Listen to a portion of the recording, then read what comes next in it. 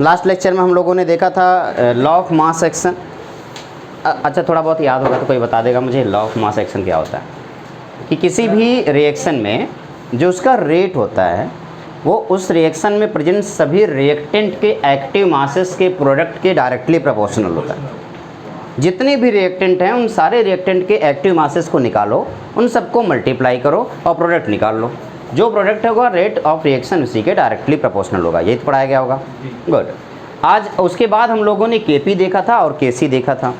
KP क्या था? जब हम पार्शियल प्रेशर यूज करते थे उस टाइम पे इक्विलिब्रियम का कांस्टेंट जो आता था उसे हम केपी बोलते थे। लेकिन अगर हमने कॉन्सेंट्रेशन टर्म यूज किया है उस टाइम पे इक्विलिब्रियम कांस्टेंट केसी कहलाता था। केपी और केसी, मैं एक बार वापस से केपी और केसी का फॉर्मूला यहाँ पे लिख देता हूँ। देखना बेटा, केपी क्या था? केपी था partial pressure of C to the power C, यही था।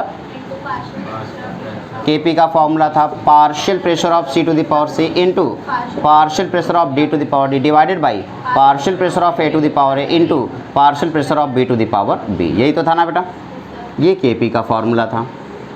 सेम ऐसे ही आपने केसी का फॉर्मूला निकाला था। केसी क्या था? Concentration of C to the power C into concentration of D to the power D divided by concentration of A to the power A into concentration of B to the power B. ये KC का formula हो गया। KP और केसी आप लोगों के सामने लिखा हुआ है। अब आप आज का जो आपका टास्क है वो केपी और केसी में रिलेशन बनाना। That meaning relation between KP and KC.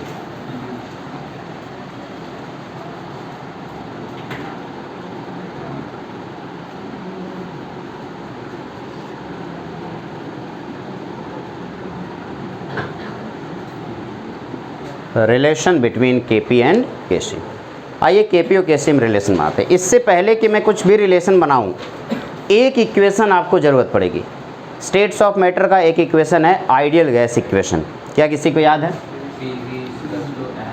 Ideal gas equation ये होता है PV equals to nRT।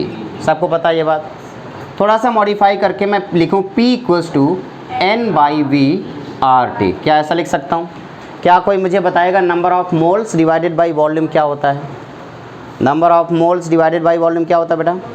Molarity. क्या मोलैरिटी एक तरीके का कॉन्सेंट्रेशन है? तो मैं यहाँ पे ऐसे लिख सकता हूँ P इक्वल्स टू CRT। लिख सकता हूँ या नहीं? अगर मैंने P इक्वल्स टू CRT रखा तो क्या PA इक्वल्स टू क्या लिखूँ? R कॉन्स्टेंट है, T कॉन्स्टेंट है, तो PA equals to CART। PB equals to क्या लिखूंगा बेटा? CBRT। PC क्या लिख दूँ? CCRT। PD क्या लिख दूँ? CDRT। हाँ या ना? अब हमने PA, PB, PC, PD की वैल्यू लिख दी। आपके सामने है KP का फॉर्मूला। KP क्या होता है बेटा? KP क्या होता है? एक्टिव मास ऑफ या partial pressure of C to the power C into partial pressure of D to the power D divided by partial pressure of A to the power A into partial pressure of B to the power B। बताओ PC की जगह क्या लिख सकता हूँ? CCRT। और PD की जगह क्या लिख सकता हूँ? CDRT। तो मैंने PC की जगह लिख दिया CCRT whole to the power C। यहाँ पे लिख दिया CDRT whole to the power D divided by CART whole to the power A। यहाँ पे CBRT whole to the power B। क्या थोड़ा बहुत मॉडिफाई कर सकते हो? Okay good. तो एक बार थोड़ा सा मॉडिफाई कर लेते हैं। मैं यहाँ पे KP का फॉर्मूला बना रहा हूँ C to the power C। मैंने C को तोड़ दिया और साथ ही क्या लिखूँ? RT to the power C into CD to the power D RT to the power D। क्या यहाँ पे गलती है कोई? नहीं? गुड। Divided by CA to the power A RT to the power A into CB to the power B RT to the power B। Clear है? थोड़ा सा और मॉडिफाई कर लेते हैं। KP equals to CC to the power C into CD to the power D divided by CA to the power A into CB to the power B into RT to the power C into अच्छा C plus D लिख दूँ? RT to the power C into RT to the power D यानी कि C plus D divided by R T to the power A plus B. ज़रा मुझे कोई बताए ये क्या है? के पी इक्वल्स टू, ये क्या है बेटा? के सी है ना, और यहाँ पे लिख दूंगा R T to the power C plus D minus A plus B. अब कोई मुझे बताए सी प्लस डी क्या है? सी प्लस डी क्या? रिएक्शन याद है थोड़ा बहुत? क्या रिएक्शन था? A plus B gives C plus D. तो स्मॉल सी स्मॉल डी क्या है?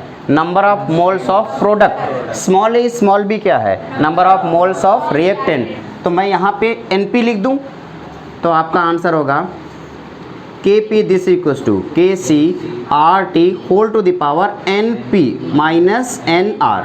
NP क्या है? Number of moles of product. NR क्या है? Number of moles of reactant. अब Kp की वैल्यू हो गई Kc RT to the power में डेल्टा NG लिख देता हूँ। G का मतलब गैस। तो क्या ये Kp का एक Kp और Kc में एक रिलेशन मिल गया बेटा? अब यहाँ पे आप मुझे बताएंगे डेल्टा NG क्या है? आप कहेंगे NP माइनस NR। NP क्या है? Number of moles of reactant in gaseous phase. यार ये आइडियल गैस इक्वेशन है ना, तो कौन सा फेज होगा? Gaseous phase. NP moles of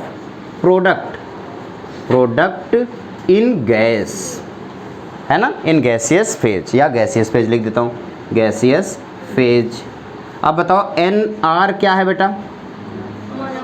NR क्या है? Number of moles of reactant in gaseous phase. Clear है? तो अब आप जल्दी से मुझे बताइए, क्या आप लोगों ने Kp और Kc में रिलेशन बना दिया? फाइनली याद होना चाहिए Kp equals to Kc RT to the power delta N। Delta N क्या है? Moles of product minus moles of reactant. जो भी मोल है क्या वो सारे मोल काउंट करेंगे? लिक्विड सॉलिड गैस सबके मोल काउंट करेंगे? नहीं, किसके? गैस के मोल्स काउंट करेंगे। क्या बात क्लियर हो गई? ओके, नोट करें हम इसको।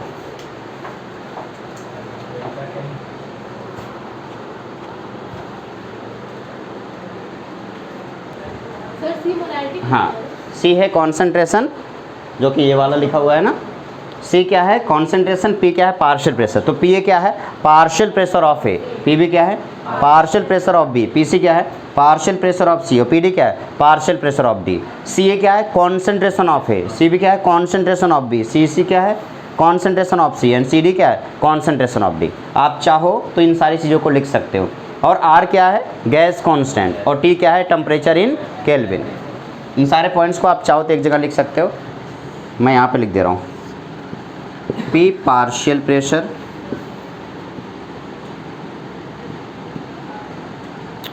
C concentration, R gas constant, T temperature in kelvin.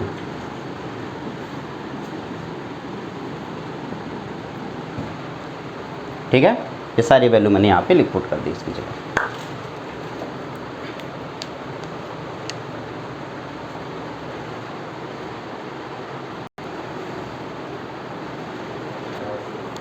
जो भी अभी आपने रिलेशन बनाया वो रिलेशन एक बार फिर से मुझे बता दीजिए क्या है? Kp equals to Kp this is equals to Kc RT to the power delta Ng। ये जो G लिखा है ये क्या बता रहा है? कि ये गैस, N कैसा है? गैस के number of moles. Clear? Good. अब डेल्टा Ng की वैल्यू क्या है बेटा? NP minus NR। प्रोडक्ट के number of moles minus reactant के गैसेस नंबर ऑफ मोल्स। अब केस नंबर 1 मैं केस बनाने जा रहा हूँ। केस नंबर 1, अगर मैं आपसे कहूँ कि NP की वैल्यू NR से ज़्यादा हो गया किसी भी रीजन से, ऐसा केस बन सकता है कि अगर NP की वैल्यू NR से ज़्यादा है तो आप कहेंगे अब बताओ मुझे कि डेल्टा Ng की वैल्यू पॉजिटिव होगी या नेगेटिव होगी? तो आपने कहा इसका मतलब डेल्टा Ng की जो वैल्यू है वो ग्रेटर देन 0। और अगर डेल्टा Ng की वैल्यू ग्रेटर देन 0 है यानी कि पॉजिटिव वैल्यू है, तो सोचो Kc में किसी वैल्यू से मल्टीप्लाई करने के बाद Kp मिल रहा है, तो कौन छोटा है, Kc या Kp? फिर से देखो, केसी में कोई नंबर वैल्यू, केसी में किसी बड़े वैल्यू से मल्टीप्लाई करने पर इतनी बड़ी वैल्यू केपी मिल रही है, तो कौन बड़ा है? केपी बड़ा है और केसी छोटा है। तो आपने कहा इसका मतलब ये हुआ कि सर इस केस में केपी की वैल्यू केसी से ज़्यादा हो। क्लियर है? दूसरा केस, केस नंबर 2, मैंने कहा अगर एनपी की वैल्यू लेस देन एनआर है, उस केस में डेल्टा एनजी की वैल्यू क्या होगी? Less than 0। और अगर डेल्टा एन की वैल्यू लेस देन 0 यानी कि ये नेगेटिव हो गया। अब आप कहेंगे नेगेटिव, किसी की पावर नेगेटिव का मतलब डिवाइड में आता है, तो आप कहेंगे केसी को किसी नंबर से डिवाइड किया गया है, और जब केसी को किसी नंबर से डिवाइड करो तब केपी मिल रहा है, तो कौन बड़ा है? केसी बड़ा है। इस केस में आप कहेंगे कि सर केपी की वैल्यू केसी से छोटी है और नहीं कि केसी बड़ी है। इन केस नंबर 3, अगर कभी ऐसा हो जाए कि एनपी और एनआर की वैल्यू बराबर हो जाए, इस केस में डेल्टा एनजी की वैल्यू क्या होगी? 0, और किसी की पावर 0 क्या होती है? 1। किसी की पावर 0 क्या होती है? 1। इसका मतलब के अब ये पूरा का पूरा वैल्यू 1 हो गया, तो KP KC, KP equals to KC. अब मैं कुछ क्वेश्चन पूछूंगा इन तीनों केस के ऊपर और आप मुझे बताएंगे आंसर। पहला क्वेश्चन, मेरे पास PCl3 प्लस Cl2, अच्छा मैं पूरा लिख देता हूँ question, gas plus Cl2 gas gives PCl5 gas. मैं चाहता हूँ इसके लिए मुझे सबसे पहले डेल्टा एनजी बताओ और केपी केसी में रिलेशन बताओ। तो डेल्टा एनजी बताओ, इधर क्या है? गैस है, कितने मोल? 1। तो एनपी की वैल्यू कितनी आ गई? 1। एनआर की वैल्यू बताओ? 2। 1 इधर 1 इधर, तो एनआर की वैल्यू हो गई 2। तो बताओ डेल्टा एन की वैल्यू क्या हो गई बेटा? तो 1 - 2 यानी कि -1। अब डेल्टा एन की वैल्यू -1 आ गई, लेस देन 0। उस केस में बताओ केपी की जो वैल्यू आएगी वो क्या आएगी? KCRT to the power -1। That means KP this is equals to KC divided by RT। ये हो गया। अब बताओ केपी बड़ा है केसी? केसी, यानी कि केसी इज ग्रेटर देन केपी। क्या ये बात क्लियर होगी? कोई दिक्कत नहीं है। अगला सवाल मैं फिर से लिख रहा हूँ और आप फिर से इसका आंसर दे देंगे। अगर मैं कहूँ 2 moles of NH3 gives N2 + 3H2, ये गैस है, ये भी गैस है, N2 भी गैस है। बताओ बेटा, अब NR की वैल्यू बताओ क्या है? 2। और NP की वैल्यू कितनी हो गई? 3 + 1 4 आ गया।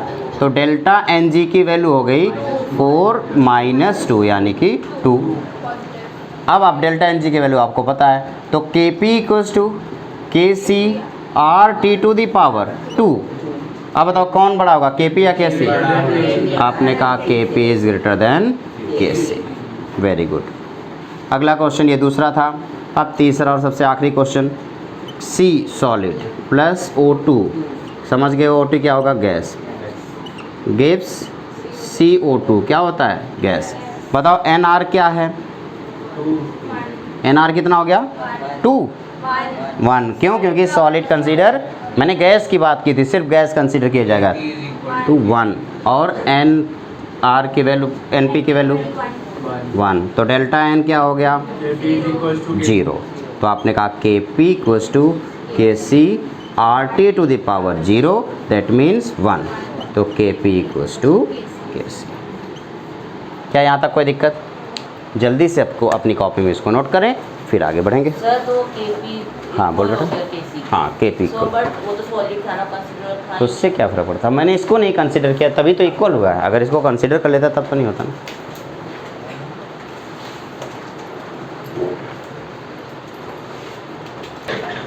क्वेश्चन लिखिए।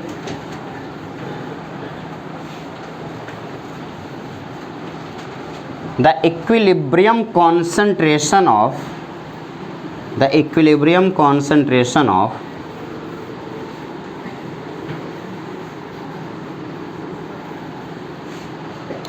hydrogen, nitrogen and ammonia. The equilibrium concentration of hydrogen, nitrogen and ammonia are 2 × 10⁻² m,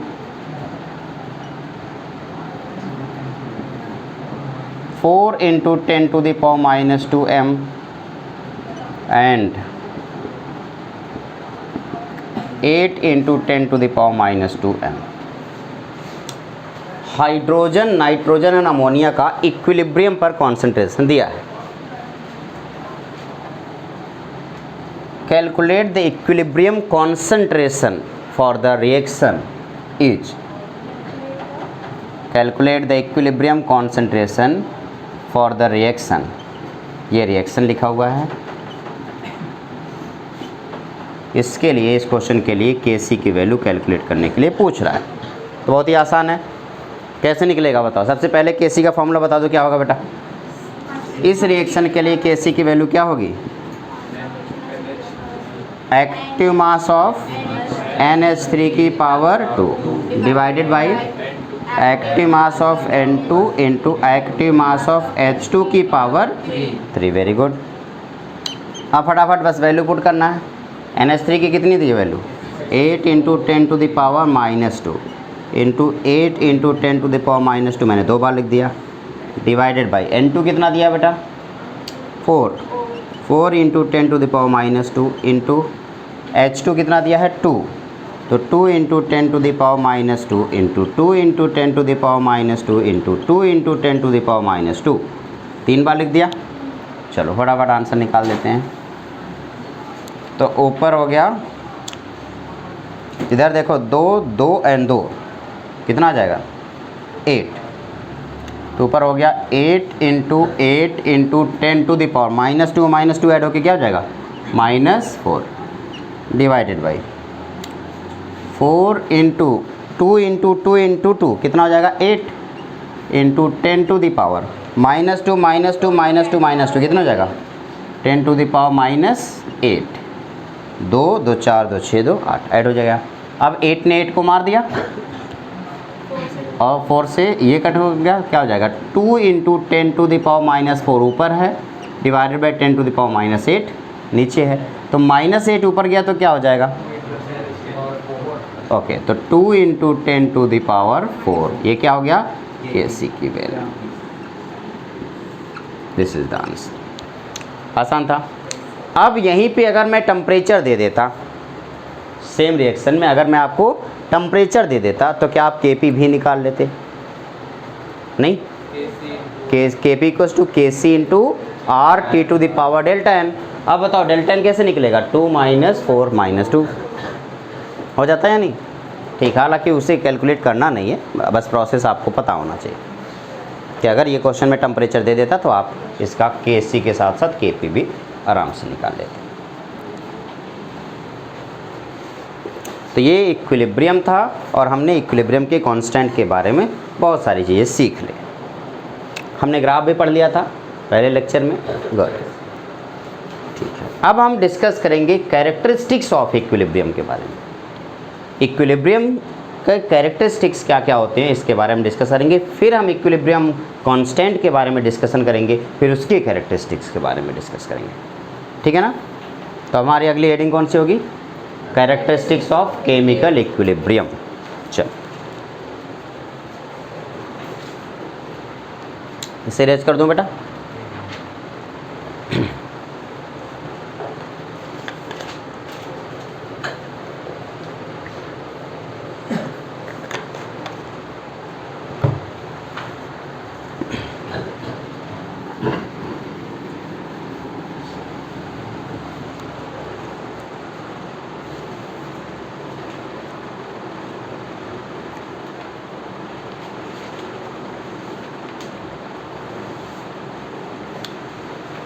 raise करूं?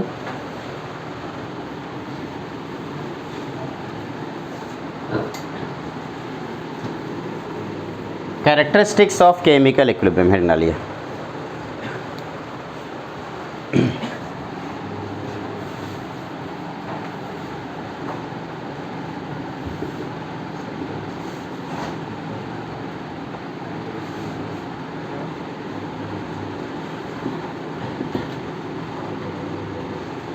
Characteristics of chemical equilibrium.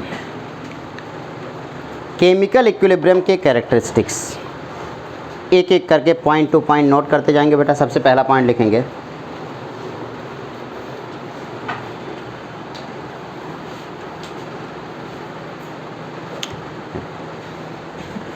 equilibrium is attained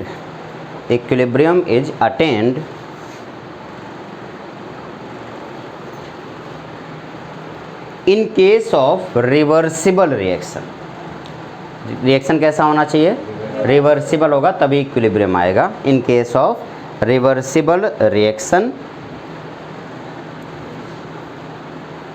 in a close container.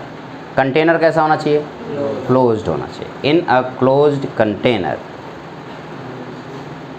At a given temperature. 3 चीज़ें मैंने एक ही line बता दी. क्या क्या? सबसे पहले process कैसा होना चाहिए? Reversible reaction.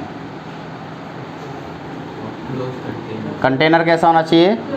क्लोज्ड कंटेनर होना चाहिए और एट गिवन टेम्परेचर यानी कि फिक्स्ड टेम्परेचर होना चाहिए.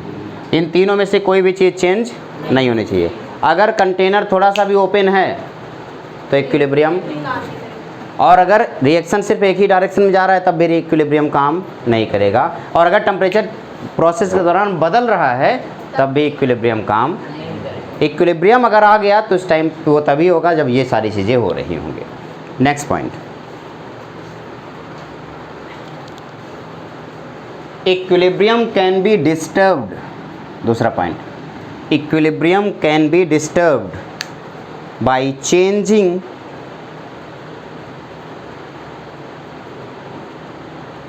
equilibrium can be disturbed by change in temperature and pressure. Temperature और प्रेशर को चेंज करके इक्विलिब्रियम को डिस्टर्ब किया जा सकता है. मान लो अगर इक्विलिब्रियम आ रहा है और आपने टेम्परेचर अचानक से बदल दिया तो इक्विलिब्रियम डिस्टर्ब हो जाएगा. आपने प्रेशर बदल दिया तो भी इक्विलिब्रियम डिस्टर्ब हो जाएगा. क्यों डिस्टर्ब होगा और अगर डिस्टर्ब हो गया तो किधर जाएगा डिस्टर्ब होके? इन सब के बारे में हम आगे ली सेटेलियर प्रिंसिपल में इसको डिस्कस करेंगे. Next point, equilibrium can be disturb by change in temperature and pressure. Next point, एक बात बताना बेटा, इक्विलिब्रियम आ जाने पे क्या होता है? Rate of forward reaction rate of backward reaction के इक्वल होता है. Next point, at equilibrium rate of forward reaction always equals to rate of backward reaction. At equilibrium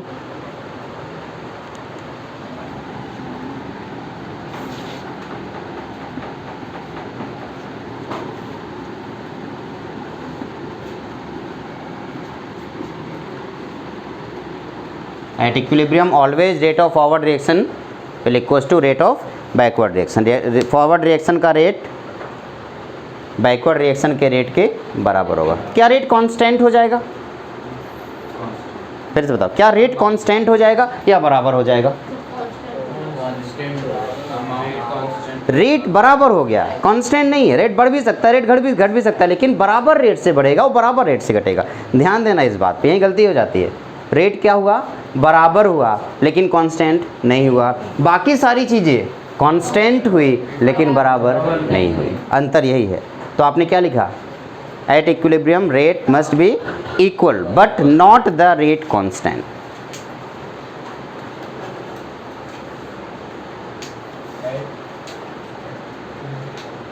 But not rate constant. फिर देखें, रेट ऑफ रिएक्शन इक्वल हो गया है लेकिन rate constant equal नहीं हुआ. इस बात को ध्यान देने. But not the rate constant. लेकिन अगर मैं यहाँ पे लिखूँ KF और KB क्या बराबर हो गया बेटा? क्या KF और KB बराबर है? नहीं, बिल्कुल बराबर नहीं. सिर्फ क्या बराबर है? Rate of forward reaction rate of backward reaction के बराबर है. लेकिन आप ये नहीं कह सकते rate constant of forward reaction rate constant of backward reaction के लिए बराबर. क्या ये बात क्लियर हो गई? हाँ या ना? Next point, at equilibrium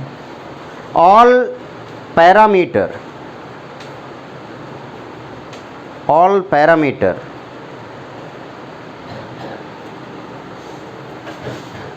must be constant. All parameter must be bracket में लिख देना, do not change with time, must be constant bracket में लिख देना do not change with time. अब ऑल पैरामीटर में कौन कौन से पैरामीटर हो सकते हैं लिखेंगे, like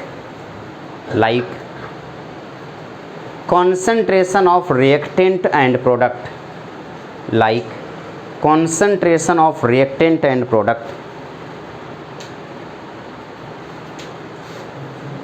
concentration of reactant and product, comma pressure, comma temperature, comma color, comma heat etc, comma heat etc। Equilibrium पे सारी चीज़ें क्या हो जाएंगी, इनका चेंज में जो भी चीज़ें चेंज हो रही थी वो सबका चेंज टाइम के रिस्पेक्ट में रुक जाएगा और वो सब कांस्टेंट हो जाएगा। यानी कि आप लिख सकते हैं एट इक्विलिब्रियम, मैंने आपको डेल्टा जी पढ़ाया था, क्या हो जाएगा 0। मैंने डेल्टा यू पढ़ाया था, क्या हो जाएगा 0। मैंने डेल्टा एच पढ़ाया था, क्या हो जाएगा 0। डेल्टा वी क्या हो जाएगा 0। डेल्टा पी क्या हो जाएगा 0। सारी चीज़ें जो भी चेंज हो सकती थे वो सब क्या हो जाएंगे 0। कलर अगर ग्रीन है तो ग्रीन ही रुक जाएगा, चेंज नहीं होगा। जो भी चेंज होने वाली प्रॉपर्टीज थी सारी प्रॉपर्टीज़ क्या हो जाएंगी, चेंज होना बंद हो जाएंगी, यानी कि सबका चेंज क्या हो जाएगा 0 हो जाएगा। क्या कोई दिक्कत है किसी को? गुड। नेक्स्ट पॉइंट, इसके बाद का अगला जो पॉइंट है, ठीक है, इक्विलिब्रियम कैन बी, हाँ एक और बात, ये सबका चेंज 0 हो गया, लेकिन क्या रिएक्शन चल रहा है या रुक गया? चल रहा है। हाँ, but reaction is in dynamic nature, इसी में आगे लिख देंगे but reaction is in dynamic in nature. तो रिएक्शन किस नेचर का रहेगा? डायनेमिक। इसका मतलब क्या हुआ कि रिएक्शन तो चल रहा है लेकिन सारी चेंजमेंट जितना है वो सब क्या हो गया 0 हो गया, but reaction is in dynamic nature. Next point, अब रिएक्शन चाहे फॉरवर्ड डायरेक्शन से हो चाहे बैकवर्ड डायरेक्शन से हो, किसी भी डायरेक्शन में अटेंड किया जा सकता है। नेक्स्ट पॉइंट लिखेंगे, equilibrium can B attend from either direction. Equilibrium can B attend from either direction. Either direction का मतलब चाहे वो फॉरवर्ड डायरेक्शन से अटेंड करे चाहे बैकवर्ड डायरेक्शन से, दोनों डायरेक्शन से इक्विलिब्रियम अटेंड कर सकता है। क्या कोई किसी के पास बेटा पेज, कुछ एक्स्ट्रा पेज दे सकता है भाई?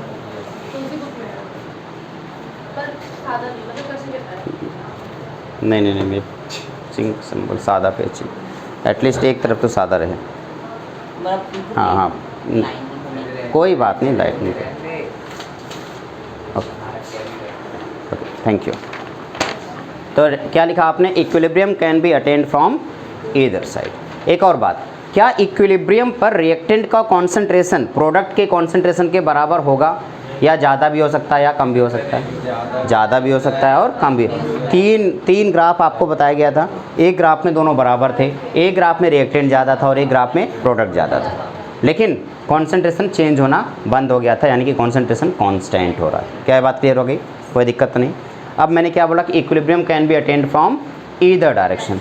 इसका क्या मतलब है इसको समझते हैं, लेकिन इसको समझने से पहले अगला पॉइंट लिखेंगे।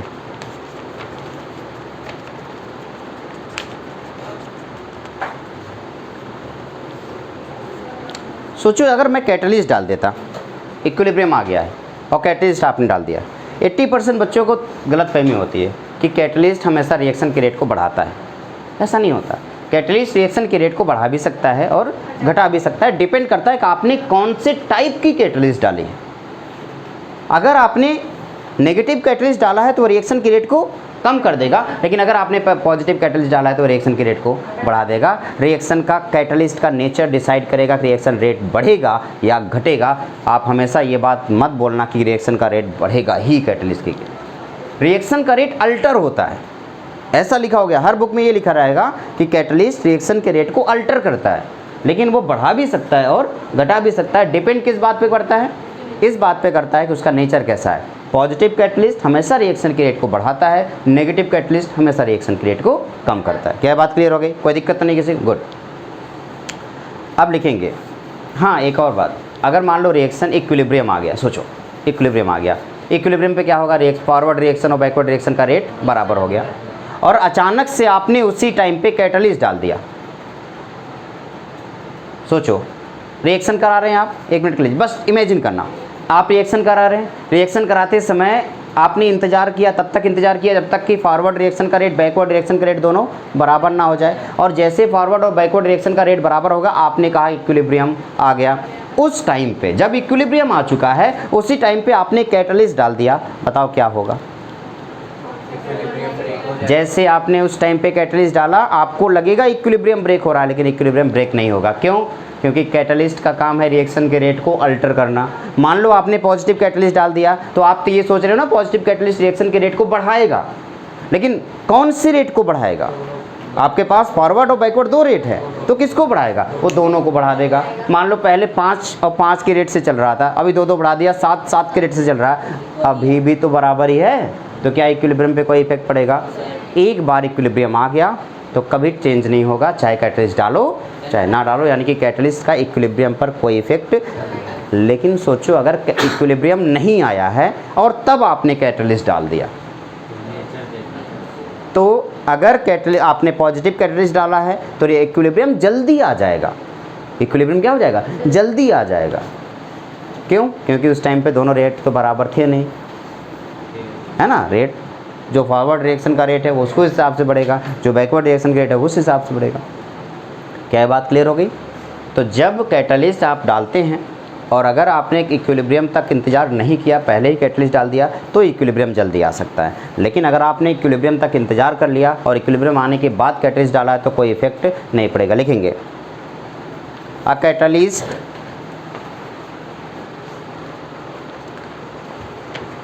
Catalyst can bring out the state of equilibrium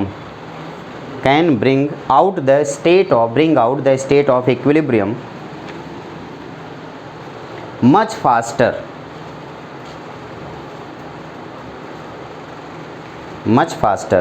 but equilibrium much faster but cannot change the extent of reaction,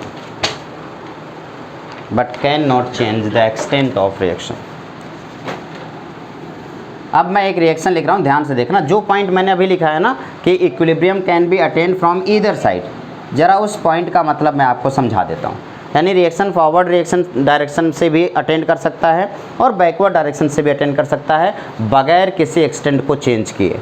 चाहे वो फॉरवर्ड से अटेंड करे चाहे बैकवर्ड से अटेंड करे, इक्विलिब्रियम का जो एक्सटेंट होगा, रिएक्शन का जो एक्सटेंट होगा वो हर बार सेम होगा। ये लाइन समझ में नहीं आई होगी, इसको समझने के लिए मैं एक छोटा सा ग्राफ बनाऊंगा। ग्राफ मेरे पास है H2 + I2 gives 2HI, मेरे पास ये ग्राफ, ठीक है। जरा मेरे पास 2 रिएक्शन है, इसको देखते हैं। फॉरवर्ड रिएक्शन में ये क्या है? रिएक्टेंट, और ये क्या है? प्रोडक्ट। तो मैंने फॉरवर्ड रिएक्शन में ये रिएक्टेंट दिखाया या प्रोडक्ट दिखाया? स्टार्टिंग में क्या हुआ होगा जरा मुझे बताइए? रिएक्टेंट धीरे धीरे कम हुआ होगा और प्रोडक्ट धीरे धीरे बढ़ता गया। क्या ये प्रोडक्ट है HI? कॉन्टिन्यूसली धीरे धीरे टाइम से बढ़ रहा है और ये धीरे धीरे कम हो रहा है। तो ये पॉइंट एक ऐसा पॉइंट जो इक्विलिब्रियम है, हाँ या ना? अगर मैं इस रिएक्शन को बैकवर्ड डायरेक्शन में लेके जाता तो बैकवर्ड डायरेक्शन में इसी रिएक्शन को कुछ इस तरीके से लेके जाता, तो आप बताओ बैकवर्ड डायरेक्शन में रिएक्टेंट कौन है? HI, और प्रोडक्ट क्या है? H2I2। तो HI धीरे धीरे कम होता और H2 और IT धीरे धीरे बढ़ता जाता। ये कौन सा डायरेक्शन है? बैकवर्ड। और ये कौन सा डायरेक्शन है? फॉरवर्ड। लेकिन अगर दोनों को एक साथ लिखा जाए, ये आपके पास फॉरवर्ड डायरेक्शन है, ये आपके पास बैकवर्ड डायरेक्शन है, लेकिन अगर मैं दोनों को एक साथ लिखूं, ये फॉरवर्ड एंड बैकवर्ड डायरेक्शन, और इस फॉरवर्ड एंड बैकवर्ड डायरेक्शन में इक्विलिब्रियम का जो पॉइंट आप देख पा रहे हैं ये एकदम सेम है। तो चाहे फॉरवर्ड डायरेक्शन से जाए चाहे बैकवर्ड डायरेक्शन जाए, इक्विलिब्रियम का जो पॉइंट है वो चेंज नहीं होगा, एक्सटेंट ऑफ इक्विलिब्रियम वही रहेगा। क्या बात क्लियर हो गई? अब इसी को बना लो।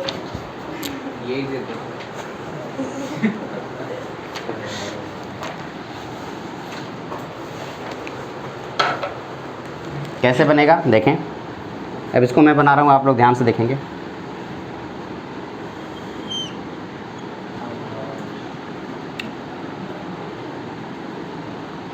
ये फॉरवर्ड डायरेक्शन के लिए H2 + I2 धीरे धीरे, देखो यही है ना, H2 + I2 धीरे धीरे क्या हो रहा है? कम हो रहा है, तो ये धीरे धीरे मैं इसे कम करता जाऊँ, कम करता जाऊँ, कम करता जाऊँ, एक टाइम आएगा यहाँ पे और ये धीरे धीरे बढ़ता जा रहा, बढ़ता जा रहा, बढ़ता जा रहा, थोड़ा सा स्लोप नीचे, और ये धीरे धीरे बढ़ता जा रहा बेटा, ठीक है। यहाँ पे मान लो इक्विलिब्रियम आया, ये इक्विलिब्रियम आ गया। बैकवर्ड डायरेक्शन से क्या होगा, सेम ऐसे ही आएगा, ठीक है। तो ये आपका इक्विलिब्रियम पॉइंट है।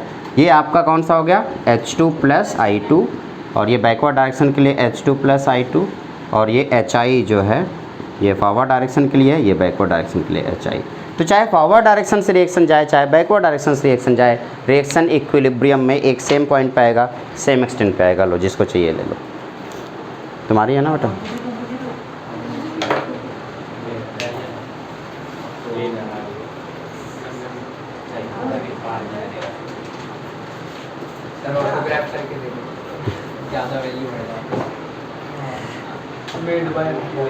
ध्यान देना बेटा, तो रेट कांस्टेंट अलग चीज़ है, इक्विलिब्रियम कांस्टेंट अलग चीज़ है। रेट कांस्टेंट मान लो KF और KB है, तो equilibrium constant K equals to KF by KB होता है। तो पहले हम रेट कांस्टेंट के बारे में डिस्कशन करेंगे, फिर हम इक्विलिब्रियम कांस्टेंट के बारे में डिस्कशन करेंगे। हेडिंग डालेंगे characteristics of rate constant, characteristics of rate constant.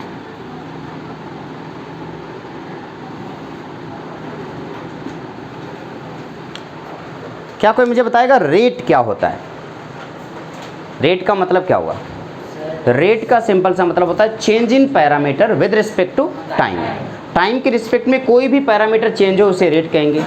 तो केमिकल रिएक्शन का रेट क्या होगा? रेट ऑफ केमिकल रिएक्शन क्या होगा? हेड डालेंगे रेट, हेड डालेंगे पहले रेट, लिखेंगे change in parameter with respect to time called rate. change in parameter with respect to time।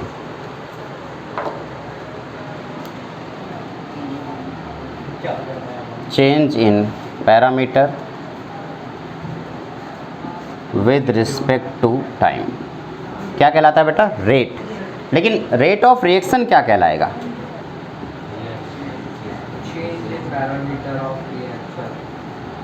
वही तो पूछना है। रेट ऑफ रिएक्शन में कौन सा पैरामीटर चेंज होता है? कॉन्सेंट्रेशन। तो क्या कहलाएगा? Change in concentration with respect to time.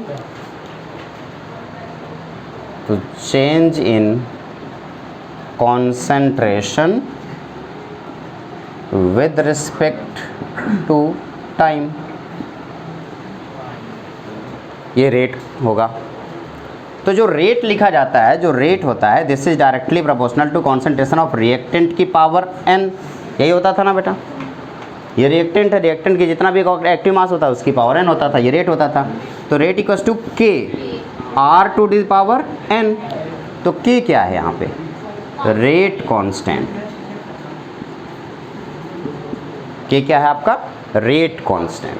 तो अगर मैं आपसे पाऊँ K की वैल्यू बताओ तो आप क्या बोलोगे? रेट डिवाइडेड बाई रिएक्टेंट का concentration divided by power n। n कुछ भी हो सकता है। ये तो हो गया रेट। अब इसके कैरेक्टरिस्टिक्स,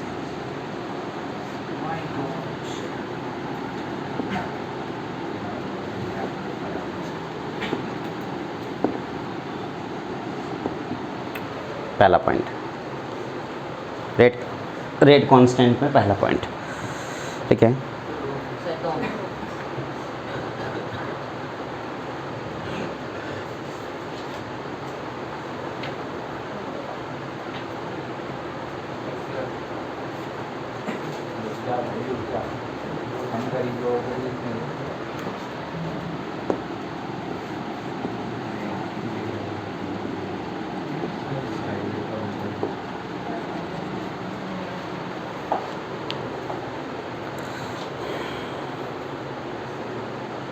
देखिए पहला पॉइंट है, it has a constant value.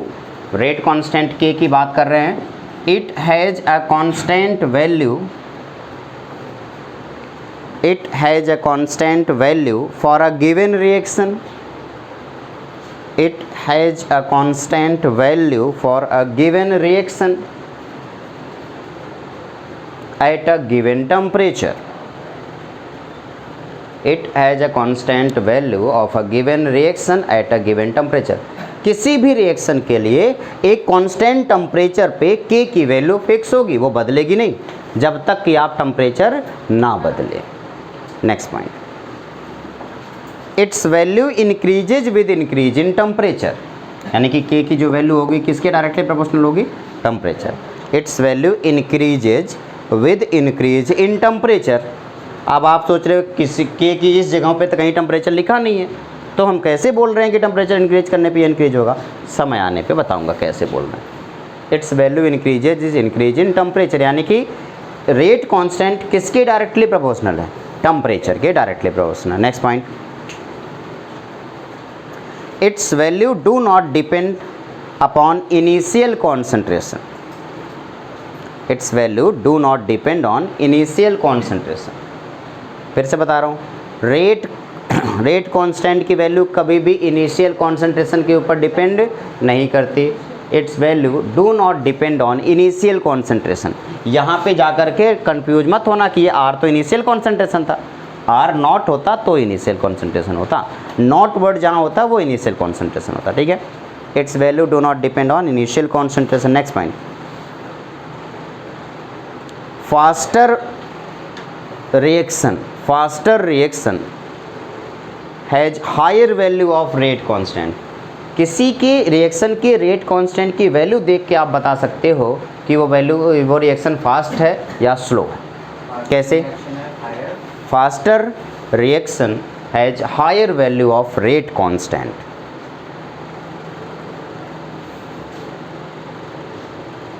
सोचो जरा, किसी भी रिएक्शन के रेट कांस्टेंट के की वैल्यू देख के आप ये बता सकते हो कि रिएक्शन फास्ट है या स्लो है। अगर के की वैल्यू ज़्यादा तो रिएक्शन फास्ट, अगर के की वैल्यू स्लो तो रिएक्शन स्लो, के की वैल्यू कम हो गई तो रिएक्शन स्लो हो गई, ठीक है ना, कोई दिक्कत तो नहीं। के की वैल्यू जीरो नहीं हो सकती क्योंकि के जीरो तो रेट होगा ही नहीं, ठीक, रिएक्शन ही नहीं हो रहा इसका मतलब। नेक्स्ट पॉइंट,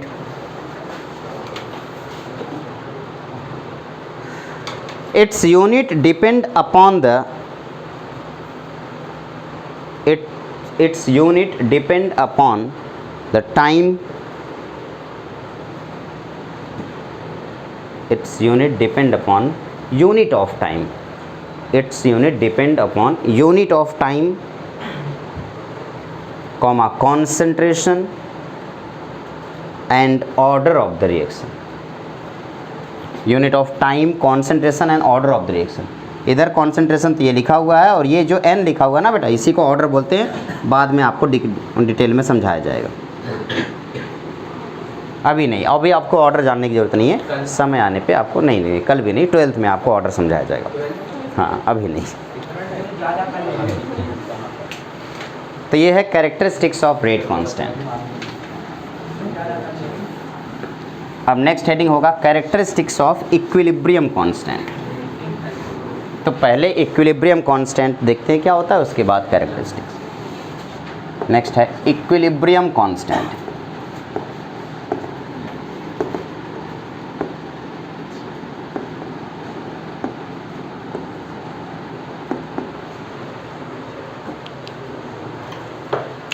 इक्विलिब्रियम कांस्टेंट बताओ जरा, के की वैल्यू क्या थी, के एफ बाई के बी, यही तो थी ना, वेयर के इज, मैं के ई क्यू लिख देता हूँ, तो इक्विलिब्रियम कांस्टेंट। अब बताओ के एफ क्या था बेटा, rate constant of forward reaction. के बी क्या था बेटा, rate constant of backward reaction. ये आपका इक्विलिब्रियम कांस्टेंट हुआ।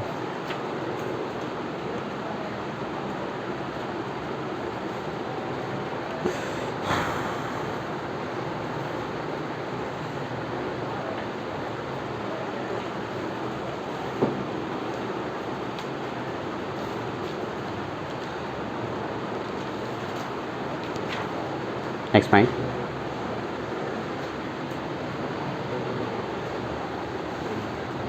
इक्विलिब्रियम कांस्टेंट समझ में आ गया क्या है, के इक्विलिब्रियम इक्वल्स टू के एफ बाई के बी, सिंपल।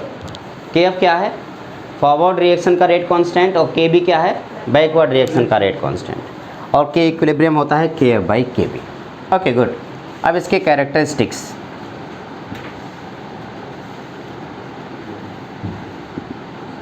सबसे पहला पॉइंट, इक्विलिब्रियम कांस्टेंट कभी भी इनिशियल कॉन्सेंट्रेशन पे डिपेंड नहीं करता। देखेंगे पहले, equilibrium constant does not depend on initial concentration.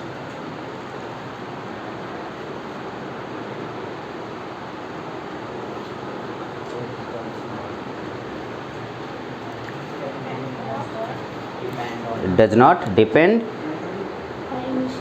On क्या है, equilibrium constant does not depend on initial concentration of the reactant, initial concentration of the reactant.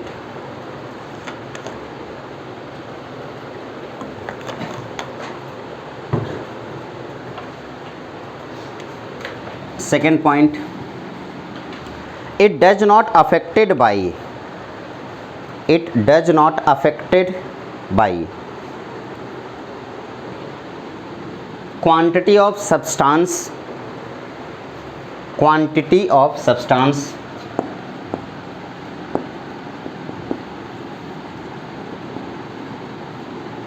it does not affected by quantity of substance, presence of catalyst,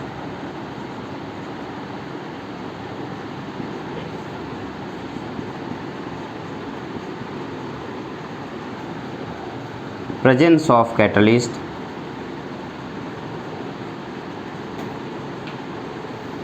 and C point है आपका presence of inert substance।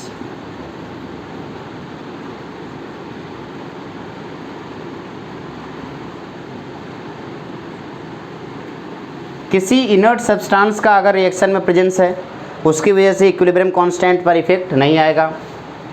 किसी catalyst का अगर equilibrium में reaction में presence है, तो उसकी वजह से भी इक्विलिब्रियम कांस्टेंट पे कोई इफेक्ट नहीं आएगा। और किसी भी स्टार्टिंग में आपने कितना सब्सटेंस लेके रिएक्शन कराने की कोशिश की है, इस पर भी इक्विलिब्रियम कांस्टेंट पर कोई इफेक्ट नहीं आएगा। Equilibrium constant can be affected by, अब आप सोच रहे हैं कि ये इफेक्ट नहीं कर सकते, तो कौन कौन पोर्शन है जो इफेक्ट कर सकता है, देखेंगे। Equilibrium constant can be affected by,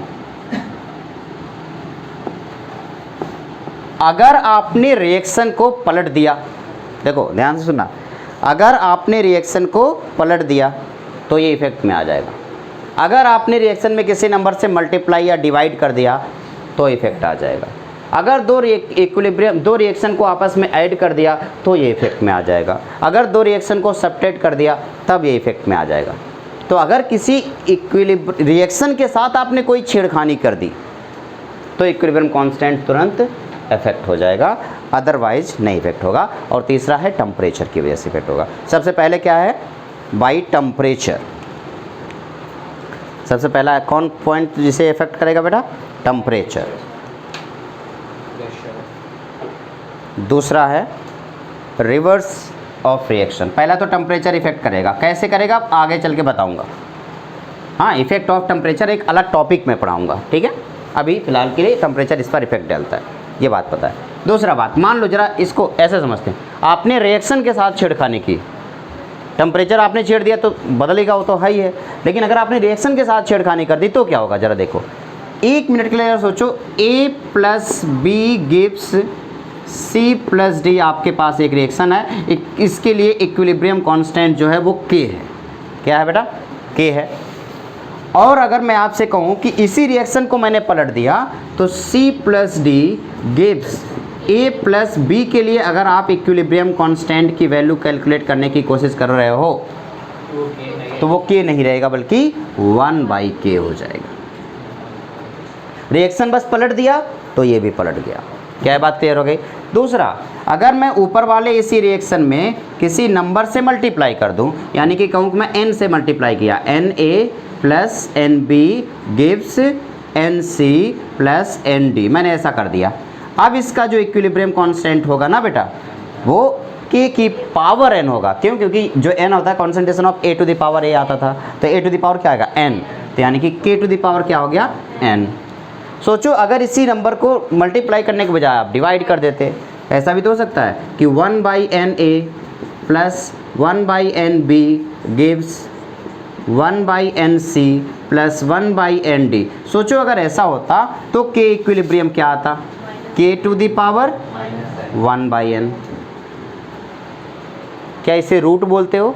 मान लो किसी की पावर, मान लो x टू द पावर 1/2 है, तो आप क्या बोलते हो? इसका मतलब √2 √x, ऐसे तो होता था।